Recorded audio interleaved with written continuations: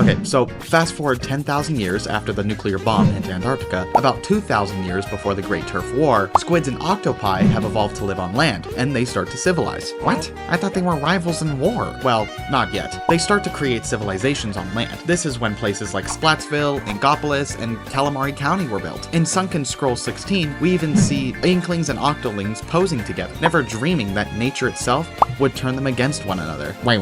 What do you mean by nature turning them against each other? Well, the oceans would rise again, meaning there would be less available land. This caused tensions between Inklings and Octolings, which sought to own more land than the other. With old friendships snapped, both species decided only one could rule the sinking shoreline. This would be the beginning of the Great Turf War. Finally, the Great Turf War. I've been waiting forever to hear about this. Alright, let me break it down. On the Inkling side, we got veteran hero Captain Craig Cuttlefish, the leader of the 5-member Squidbeaks platoon. 2 frontline Inklings, weapons engineer Moses Schellendorf, the grandfather of Sheldon, the weapons shopkeeper, the ever-judgmental cat Judd, and the Cuttlefish himself. Across the battlefield, DJ Octario rallied the Octarian army from his subterranean bunkers, marring beats and bullets to keep the morale high. DJ Octavio used his custom-made CDJ table and, along with a small circle of lieutenants, composed every Octarian battle tune, which they broadcast across the front lines to control their troops. The music was called Octronica, and the music's role was propaganda and morale boosting for the Octarian troops. DJ Octavio didn't just have music up his sleeve, he produced secret weapons called the Great Octo Weapons, Zapfish-powered mechs that crushed the first Inkling defenses while pulsing his Octronica tracks across the front lines, which helped synchronize Octarian troops. Zapfish?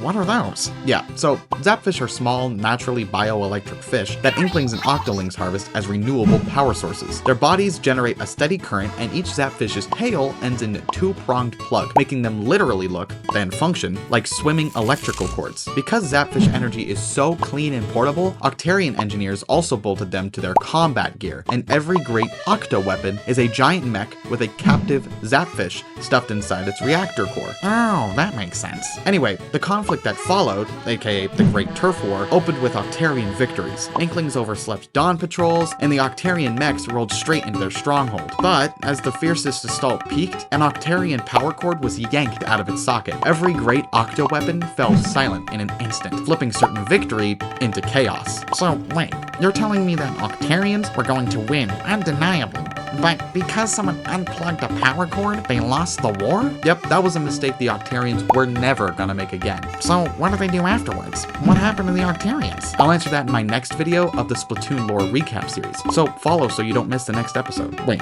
what do you mean by episode? What, is this some kind of TV series? Like, what are you talking about?